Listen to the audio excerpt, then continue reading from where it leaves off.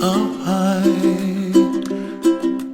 and the dreams that you dream of once in a lullaby.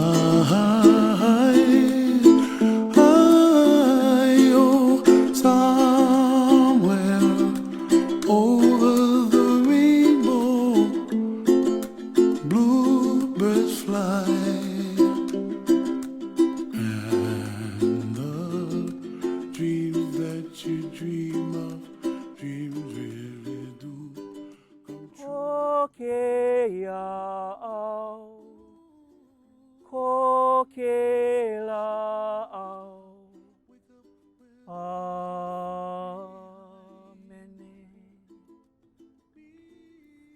right. And if we can just, I'm going to read a few scriptures. First one is from 1 Thessalonians chapter 4. It says, "But I do not want you to be ignorant, brethren, concerning those who have fallen asleep, lest you sorrow as others who have no hope.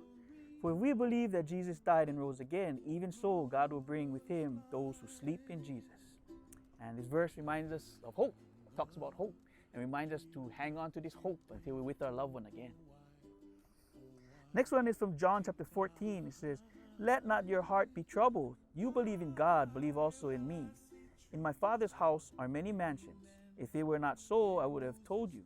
I go to prepare a place for you, and if I go and prepare a place for you, I will come again and receive you to myself, that where I am, there you may be also." And this verse reminds us, talks about faith, and reminds us to hang on to our faith until we meet up with our loved one again.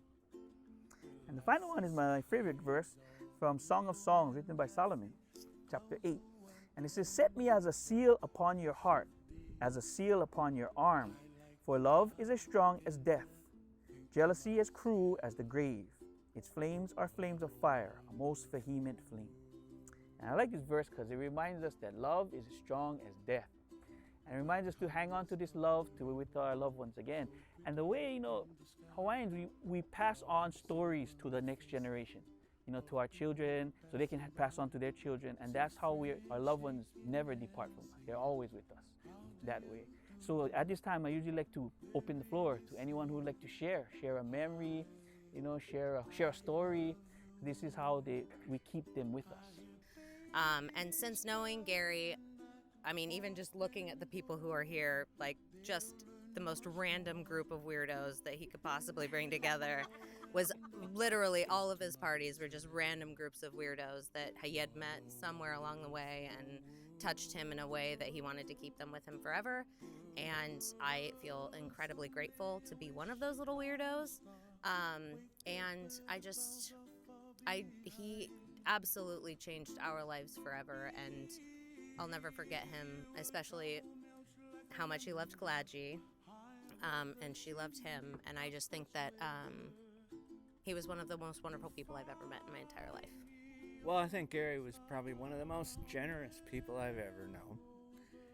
I mean, there were so many people from all around the world that he just took under his wing and gave them charity and developed their, ability to succeed when they came from problematic paths.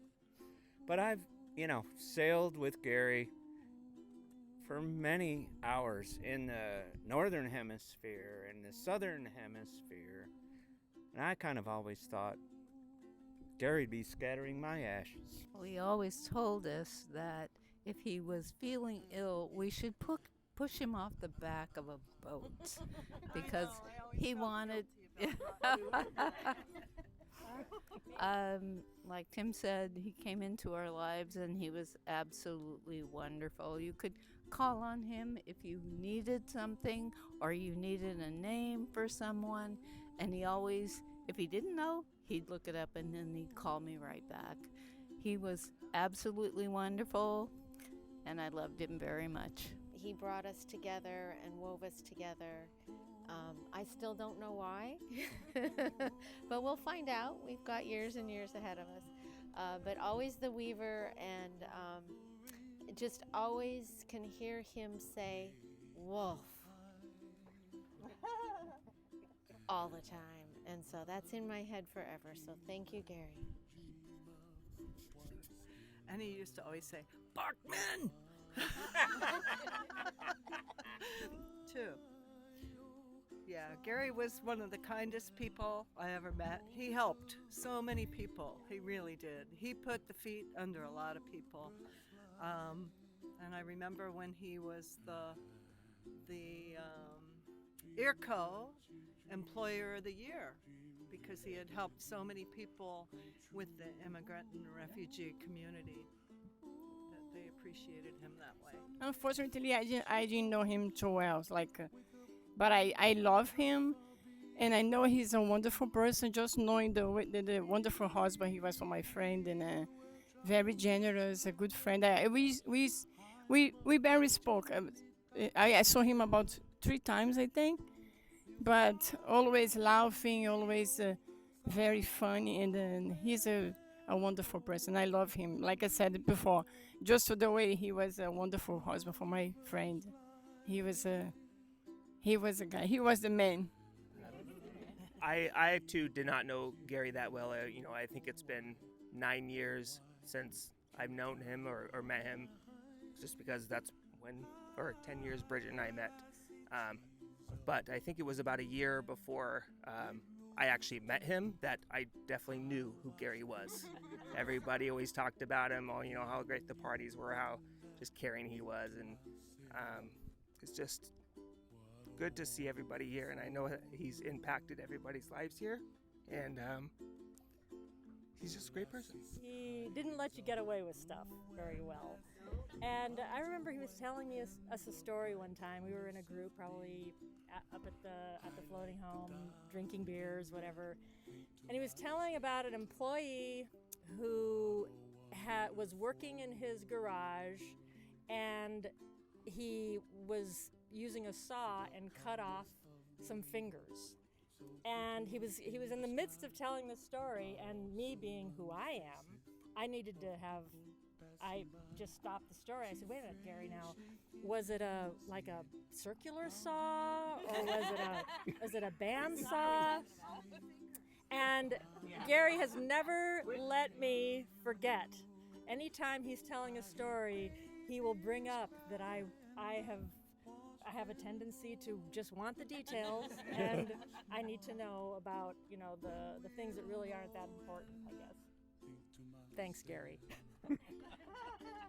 There's this guy, and he flies into Worcester, Massachusetts, and he says he hails a cab, and he's there because he is cognizant that there's a very famous seafood dish there in Gloucester, and he wants to partake of it. So he gets in the cab and he asks the cabbie, can you take me someplace where I can get scrod? And the cabbie says, buddy, I've heard that question so many times, 1,000,000 times probably, but never in the past pluperfect.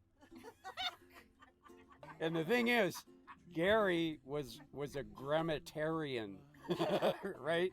I mean, he would correct your grammar. But I remember him telling that joke probably at a Tisker party or two with Corona in one hand and this wry smile on his face. And those were the salad days, guys.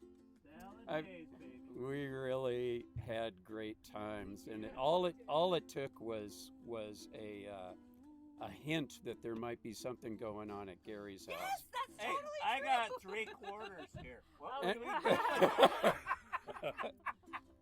Butt darts, baby. So, man, we had so many great times, and it was like every other night. Well, Gary, he's here right now, man. So, Gary was adventurous. He loved to fly, to climb mountains, to have fun. And he kind of seems that he was not afraid of anything. He would do anything would come to his mind. And I admired him for that. And he also, I thank him for everything he did for me. I thank him for he was a great husband.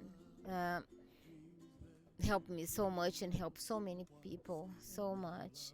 And he had such a great sense of humor, a dry sense of humor, but he was, like you said, he would correct everyone. Doesn't matter what. My friend here didn't want to talk, but I'm going to talk a little bit about her right now. So he would, we are Brazilian, we speak shrimp in a different way. And he always brought her. The first time he brought us to a restaurant, and he asked, what do you want, Dalva? What do you want, Dalva? And she said, I want some shrimp. And said, what did you say? And then he started to talk. And it was kind of funny, but, and she always remembered him because of that, right, Dalva? Say yes, that was just yes. And so I am very thankful that you're all here. And I think that he is really, really happy that you are all here. And my heart is tight because I think that I'm going to leave him here. But he wanted to be here, and he loved the water and the waves, and he would be jumping if seeing the boat go like this, and he would do that in his boat. He would go up really fast, and the boat go like zoom, and then slam down. And he was like, that's so nice. And everybody like, okay. But he would be happy. If the same thing in the plane, he would go zzz, and when the plane would go down, see how cool it is? Yes. Holding again. So he was great. He was a great person. He always tried to make you stronger than you are. And so I am so thankful for everything he had done, and for the friends that I met because of him. He was honest, disciplined, hard worker, most of all, kind, humble, lovely, and had a great sense of humor. I may be drunk, miss, but in the morning I will be sober and you will still be ugly. Winston Churchill.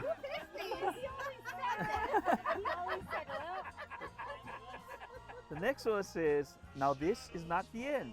It is not even the beginning of the end, but it is perhaps the end of the beginning. Winston Churchill. And this is my favorite one. This right here, when I read it, it really touched my heart. Even more so after hearing all you guys speak about him, because you guys just described Gary, and this line describes Gary. We make a living by what we get, but we make a life by what we give.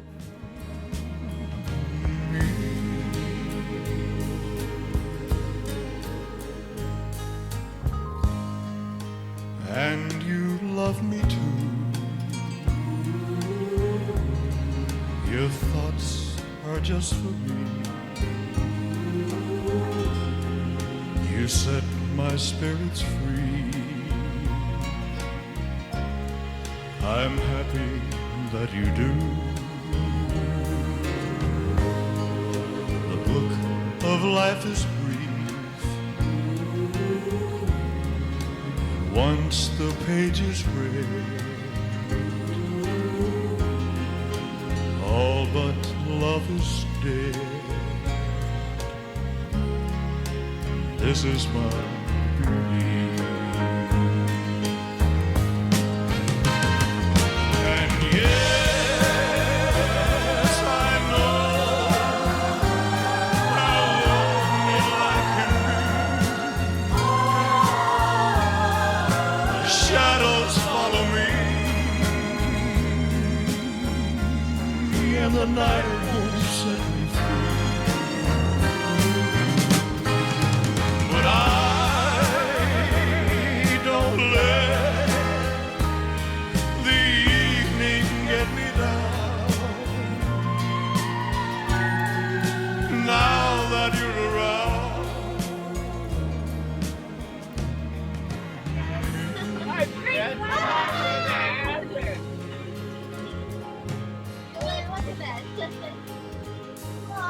Writing the music for me.